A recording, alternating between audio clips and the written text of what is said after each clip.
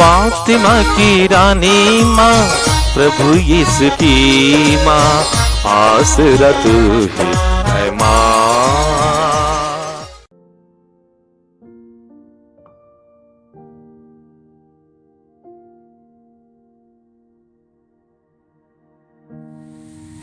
पहला पाठ नबी दानियल का ग्रंथ, अध्याय 3, पद संख्याएं 25 और 34 से 43 तक। अजर्या अग्नि के बीच खड़ा होकर ऊंचे स्वर से इस प्रकार प्रार्थना करने लगा, तू अपने नाम का ध्यान रख, हमें सदा के लिए न त्याग, हमारे लिए अपना विधान रद्द न कर। अपने मित्र इब्राहिम, अपने सेवक इसहाक तथा अपने भक्त इस्राएल को स्मरण कर, अपनी कृपा दृष्टि हम पर से दूर न कर। तूने उनसे यह प्रतिज्ञा की थी कि मैं आकाश के तारों की तरह और समुद्र तट के बालू की तरह तुम्हारे वंशजों को असंख्या बना दूंगा। हे प्रभु, संख्या की दृष्टि से हम सब राष्ट्रों से छोटे हो गए हैं और अब हमारे पापों के कारण पृथ्वी भर में हमारा अपमान हो रहा है। अब तो न राजा है, न नबी, न नेता, न होम, न यज्ञ, न बलि और न धूप दान। कोई स्थान ऐसा नहीं जहाँ तेरी कृपा दृष्टि प्राप्त करने के लिए हम तुझे प्रथम फल अर्पित करें। हमारा पश्चातापी हृदय और हमारा विनम्र मन मेढ़ों तथा साड़ों और हजारों पुष्ट भेड़ों की बलि जैसे तुझे ग्राह्य हो। आज तेरे लिए यही हमारा बलिदान हो। ऐसा कर कि हम पूर्ण रूप से तेरे मार्ग पर चलें, क्योंकि तुझ पर भरोसा रखने वाले कभी निराश नहीं होते। हम अब यह दृढ़ संकल्प करते हैं कि हम तेरे मार्ग पर चलेंगे, तुझ पर श्रद्धा रखेंगे और तेरे दर्शनों के लिए तरसते रहेंगे। हमें निराश न होने दे, बल्कि हम पर अपनी सहनशीलता तथा महती दया प्रदर्शित कर। हे प्रभु, अपने पूर्व कार्यों द्वारा हमारी रक्षा कर और अपने नाम को महिमान्वित कर। प्रभु की वाणी। ईश्वर को धन्यवाद। भजन अनुवाक्य। हे प्रभु, अपनी दयालुता याद कर। हे प्रभु, अपनी दयालुता याद कर। हे प्रभु, तू मुझे अपना मार्ग दिखा, तू मुझे अपने पथ बता, मुझे अपने सच्चाई के मार्ग पर ले चल और मुझे शिक्षा देने की कृपा कर, क्योंकि तू ही मेरा ईश्वर और मुक्तिदाता है। अनुवाक्य। हे प्रभु, अपनी दयालुता याद कर। हे प्रभु, अपनी दयालुता याद कर। हे प्रभु, अपनी करुणा और दयालुता याद कर, जो अनंत काल से बनी हुई है। तू मेरी जवानी के पाप भुला दे और अपनी भलाई के अनुसार मेरी सुधि लेने की कृपा कर। अनुवाक्य। हे प्रभु, अपनी दयालुता याद कर। हे प्रभु, अपनी दयालुता याद कर। प्रभु भला और न्यायी है, वह पापियों को मार्ग पर लाता है, वह दीनों को सन्मार्ग पर ले चलता और पथ दलितों को अपना मार्ग बताता है। अनुवाक्य। हे प्रभु, अपनी दयालुता याद कर। हे प्रभु, अपनी दयालुता याद कर। जय घोष। प्रभु कहता है, सारे हृदय से मेरे पास लौट आओ और मैं प्रेम पूर्वक तुम पर दया करूंगा। प्रभु आप लोगों के साथ हो और आपकी आत्मा के साथ। संत मत्ती के अनुसार पवित्र सुसमाचार। हे प्रभु तेरी महिमा हो। अध्याय 18 पद संज्ञाएं 21 से 35 तक। पेतरुस ने पास आकर यीशु से कहा, प्रभु, यदि मेरा भाई मेरे विरुद्ध अपराध करता जाए तो मैं कितनी बार उसे क्षमा करूं? 7 बार तक? यीशु ने उत्तर दिया, मैं तुमसे नहीं कहता 7 बार तक, बल्कि 70 गुना 7 बार तक। यही कारण है कि स्वर्ग का राज्य उस राजा के सदृश है जो अपने सेवकों से लेखा लेना चाहता था। जब वह लेखा लेने लगा तो उसका लाखों रुपए का एक कर्जदार उसके सामने पेश किया गया। अदा करने के लिए उसके पास कुछ भी नहीं था। इसलिए स्वामी ने आदेश दिया कि उसे, उसकी पत्नी, उसके बच्चों और उसकी सारी जायदाद को बेच दिया जाए और ऋण अदा कर लिया जाए। इस पर वह सेवक उसके पैरों पर गिर कर अनुनय विनय करने लगा, मुझे समय दीजिए, मैं आपको सब चुका दूंगा। उस सेवक के स्वामी को तरस हो आया और उसने उसे जाने दिया और उसका कर्ज माफ कर दिया। जब वह सेवक बाहर निकला तो वह अपने एक सह सेवक से मिला जो उसका लगभग 100 रुपये का कर्जदार था। उसने उसे पकड़ लिया और उसका गला घोंटकर कहा, अपना कर्ज चुका दो। सह सेवक उसके पैरों पर गिर पड़ा और यह कहकर अनुनय विनय करने लगा, मुझे समय दीजिए और मैं आपको चुका दूंगा। परंतु उसने नहीं माना और जाकर उसे तब तक के लिए बंदी गृह में डलवा दिया जब तक वह अपना कर्ज न चुका दे। यह सब देखकर उसके दूसरे सह सेवक बहुत दुखी हो गए और उन्होंने स्वामी के पास जाकर सारी बातें बता दी। तो स्वामी ने उस सेवक को बुलाकर कहा, रे दुष्ट सेवक, तुम्हारी अनुनय विनय पर मैंने तुम्हारा वह सारा कर्ज माफ कर दिया था। तो जिस प्रकार मैंने तुम पर दया की थी, क्या उसी प्रकार तुम्हें भी अपने सह सेवक पर दया नहीं करनी चाहिए थी? और स्वामी ने क्रुद्ध होकर उसे तब तक के लिए जल्लादों के हवाले कर दिया जब तक वह कौड़ी कौड़ी न चुका दे।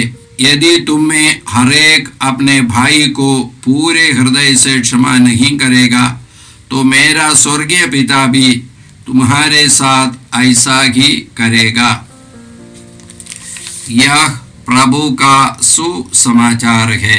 हे क्रिस्ट तेरी स्तुति हो। क्रिस में प्यारे भाई बहनों, आज का सुसमाचार हम लोगों ने संत मत्ती के सुसमाचार के 18वां अध्याय से सुना। वहां पर यीशु विश्वासियों के बीच में वर्ताव के बारे में, एक दूसरे के प्रति किस प्रकार का वर्ताव हम लोगों को करना है, इसके बारे में बताते हैं। वहां पर कलीसिया, जो कलीसिया के बारे में जिक्र है, कलीसिया स्वर्ग राज्य का प्रतीक है, स्वर्ग राज्य का रूप है। इस स्वर्ग राज्य में हम विश्वासियों को कैसे जीवन बिताना है, इसके बारे में चर्चा है। आज के सुसमाचार में हम लोगों ने सुना, यीशु से पेतरुस ने पूछा, क्या मैं अपने भाई को जो मेरा विरुद्ध अपराध करता है 7 बार क्षमा करना काफी है? तो यीशु ने उससे कहा, 7 बार नहीं, 70 गुना 7 बार। इसका मतलब यही है, आपको सदा क्षमा करना है। हम लोग बाइबल के शुरुआत में पढ़ते हैं, उत्पत्ति ग्रंथ में कायन ने हाबिल की हत्या की, तब ईश्वर ने आकर के उसको अपने देश से बाहर निकाल दिया। और कायन बोलते हैं, अभी मैं आवारे के साथ समान घूमता रहूँगा, तब कोई मुझे देखेगा तो मेरी हत्या करेगा। तब ईश्वर बोलते हैं, जो तुम्हारी हत्या करेगा उस पर 7 गुना बदला चुकाया जाएगा, 7 गुना बदला। अभी ईश्वर से पेतरुस पूछते हैं, क्या 7 बार मैं क्षमा करना काफ़ी है? और यीशु का उत्तर है, नए विधान में 7 बार नहीं, 70 गुना 7 बार। इसका मतलब यही है, सदा आपको क्षमा करना है। क्यों क्षमा करना है सदा? क्योंकि ईश्वर ने सदा हम लोगों को क्षमा करते हैं। जब कभी हम लोग ईश्वर के पास विश्वास के साथ सारे हृदय से क्षमा मांगते हैं, तब ईश्वर हम लोगों को क्षमा देते हैं। हम लोग ईश्वर का स्वरूप आज पहले पाठ में वास्तव में दया याचना की एक प्रार्थना है, दया याचना। तो दानियल के 3 युवकों को, दानियल के साथी 3 युवकों को आग की भट्टी में डाला गया था, और वहाँ पर रह करके ये आग के भट्टी से वे लोग प्रार्थना करते हैं। उनकी पहली प्रार्थना दया याचना है। ये दया याचना की शुरुआत क्या है? ईश्वर पर उनके विश्वास की घोषणा करते हैं, और ईश्वर पर उनके विश्वास की घोषणा करते हुए इसी प्रकार प्रार्थना करते हैं। आज के पहले पाठ दानियल का ग्रंथ 3 अध्याय के 34वां वाक्य से, तू अपने नाम का ध्यान रखकर हमें सदा के लिए ना त्याग, हमारे लिए अपना विधान रद्द ना कर। तू अपने नाम का ध्यान रखकर, ईश्वर का नाम, ईश्वर के नाम में या बाइबल में एक नाम का मतलब है एक व्यक्ति का स्वभाव, स्वभाव को एक नाम के द्वारा प्रकट करता है। तो ईश्वर का नाम, उसका स्वभाव क्या है? हम लोग निर्गमन ग्रंथ के 34वां अध्याय के 6 और 7वां वाक्य में इसी प्रकार पढ़ते हैं। ईश्वर मूसा नबी को अपना नाम प्रकट करते हैं, अपना स्वभाव। प्रभु, प्रभु ये करुणामय तथा कृपालु ईश्वर है। वह देर से क्रोध करता, अनुकंपा तथा सत्य प्रतिज्ञता का धनी है। वह 1000 पीढ़ियों तक अपनी कृपा बनाए रखता, बुराई, अपराध और पाप क्षमा करता है। तो ईश्वर कृपालु ईश्वर है, अनुकंपा से भरा ईश्वर है। वह पाप, अपराध और क्षमा करता है। तो इसलिए जब कभी हम लोग इस ईश्वर के पास जाएंगे, हृदय से ईश्वर से दया याचना करेंगे, ईश्वर हमें क्षमा करते हैं। तो यीशु बोलते हैं उसी प्रकार हमको क्षमा करना है। हम लोग बाइबल के कई जगहों पर पढ़ते हैं, विशेष करके संत मत्ती के सुसमाचार के 6 अध्याय के 13वां वाक्य में यीशु इसी प्रकार बोलते हैं, यदि तुम अपने भाइयों को क्षमा नहीं करोगे, तुम्हारे स्वर्गीय पिता भी तुम्हारा पाप क्षमा नहीं करेगा। तो इस स्वर्गीय पिता की पाप क्षमा पाने के लिए मुझे अपने भाई बहनों को क्षमा करना है। तो यही यीशु ने पेतरुस से भी कहा। और उसके बाद यीशु ने एक दृष्टांत सुनाया। वो दृष्टांत का पहला वाक्य यही है, यही कारण है कि स्वर्ग का राज्य उस राजा के सदृश है जो अपने सेवकों से लेगा लेना चाहता था। स्वर्ग का राज्य उस राजा के सदृश है जो अपने सेवकों से लेखा लेना चाहता था। तो इस सब सेवकों से हिसाब लेना चाहता था। उस सेवक को इस राजा के पास लाया गया जिसको 10,000 तालंत कर्ज था। बाइबल के पंडित लोग बोलते हैं 1 तालंत 15 साल के मजदूरी के बराबर है। तो ये सेवक को 1,50,000 साल काम करना था इस कर्ज को पूरा करने के लिए, चुकाने के लिए। ये कभी नहीं कर सकता था। तो उसको ले आया गया और उसको बंदी गृह में डालने के लिए आदेश दिया गया। लेकिन उसने घुटने टेक करके राजा से प्रार्थना की और राजा ने उसके सारा कर्ज माफ कर दिया। और ये माफी पा करके वो बाहर आया। उसका एक दूसरा सेवक जो 100 दिनारी कर्ज जिसके ऊपर था, तो उसको पढ़ करके कर्ज अदा करने के लिए बताया। तो इस सेवक ने भी घुटने टेक करके उससे गिड़गिड़ा करके अनुनय विनय किया, लेकिन उसने उसकी बात नहीं माना। उसको बंदी गृह में डालने के लिए आदेश दिया गया या उसको डलवा गया। 1 दिनारी 1 दिन की मजदूरी के बराबर है। तो ये सेवक को 100 दिनारी कर्ज था। तो 100 दिन उसको मेहनत करना था, मजदूरी करना था, तब ये कर्ज चुका सकता था। ये सेवक ये कर्ज चुका सकता था, लेकिन जो सेवक जो राजा के पास जाकर के गिड़गिड़ा करके मांगा वो कभी नहीं चुका सकता था। तो उसने राजा ने वो कर्ज माफ किया और वो सेवक इस सेवक का कर्ज माफ नहीं किया। बाइबल के पंडित लोग बोलते हैं यीशु के समय में सबसे ज्यादा लोग बंदीगृह में कर्ज के कारण रहता था, या कर्ज की ये कारण था, हत्या से, अन्य बुराइयों से। तो इसीलिए उसी बात को यीशु ने, घटना को यीशु ने लेकर के एक उपमा के रूप में लोगों को समझाया। तो ये माफ नहीं किया।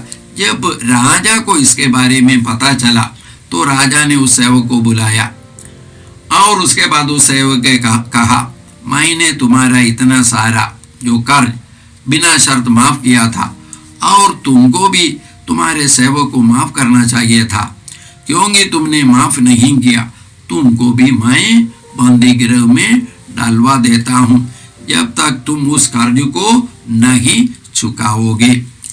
ये दृष्टांत बोलने के बाद यीशु बोलते हैं आज के दृष्टांत का अंतिम वाक्य, यदि तुम में हर एक अपने भाई को पूरे हृदय से क्षमा नहीं करेगा तो मेरा स्वर्गीय पिता भी तुम्हारे साथ ऐसा ही करेगा।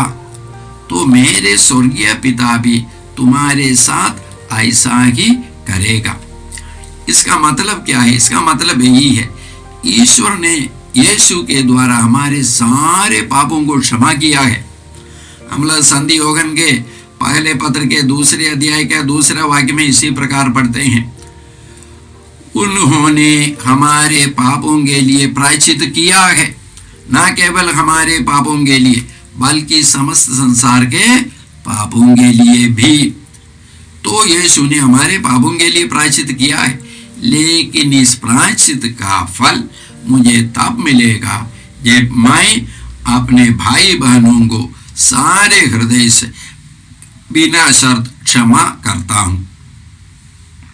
तो भाई और बहनों, आज हम लोग इस चालीसे के अवसर में प्रभु से एक कृपा मांगते हैं, हम लोग एक दूसरे को क्षमा करने की कृपा मिले। ये क्षमा सबसे पहले एक निर्णय है, मुझे निर्णय लेना है, मैं क्षमा करना चाहता हूं, और उसके बाद मुझे प्रभु से कृपा मांगना है ना। मेरा हम लोग क्या है, यदि किसी ने आपको चोट पहुंचाया, उसका तकलीफ आपको अभी भी है, तो ये तकलीफ से सब मुक्ति हमको मिलेगी जब हम लोग उनके लिए प्रार्थना करेंगे। तो सबसे पहले क्षमा एक निर्णय है, तो हमको ये निर्णय लेना है, मैं क्षमा करता हूँ, क्षमा करना चाहता हूँ। यदि है प्रभु, मुझे उसको करने में, पूर्ण रीति से करने में मुझे मदद कीजिए, और प्रार्थना करेंगे। और उसके बाद जब कभी जिन्होंने आपको दुख पहुंचाया उसके बारे में आपको याद आएगी, तब आपको उसके लिए कृपा मांगना, प्रार्थना करना। अपने अत्याचारियों के लिए आशीष मांगे, आशीष ना कि अभिशाप। रोमियों के नाम पत्र के 12वां अध्याय के 14वां वाक्य में वचन बोलता है, अपने अत्याचारियों के लिए आशीष मांगे, आशीष ना कि अभिशाप। हम लोग प्रभु से कृपा मांगते हैं। हे परमपिता ईश्वर, तेरे वचनों के लिए हम धन्यवाद देते हैं। यीशु के द्वारा हमारे सारे पापों को बिना शर्त क्षमा करने के लिए हम धन्यवाद देते हैं। ये पिता ईश्वर, हम तुझे से आज प्रार्थना करते हैं, इस चालीसे के अवसर में अपने भाई बहनों को पूर्ण रीति से हम लोग क्षमा कर सके, इसके लिए हमको कृपा मिले। ये प्रार्थना हम करते हैं प्रभु क्रिस्त के द्वारा, आमीन। जय यीशु क्रिस्त में प्रिय भाई और बहनों, प्रभु यीशु ने हमें आदेश दिया है संसार के कोने कोने में जाकर सारी सृष्टि को सुसमाचार सुनाओ। सुसमाचार सुनने के लिए और सुनाने के लिए एक अच्छा मौका है। आप कृपया इस चैनल का सब्सक्राइब करें, लाइक करें, शेयर करें, बेल आइकन दबाएं, ताकि यहाँ की नई वीडियोस की सूचना आपको मिलती रहेगी। साथ साथ आप दूसरों को भी प्रेरणा दें इसका सब्सक्राइब करने के लिए। याद रखें, कल के मिसा के दैनिक पाठ और उस पर टिप्पणियाँ आज ही दोपहर के बाद हम लोग अपलोड करते हैं। कृपया आज ही उसको सुनकर कल की तैयारी करें। प्रभु यीशु आपको और आपके परिवार को 100 गुनी आशीष देंगे। जय यीशु।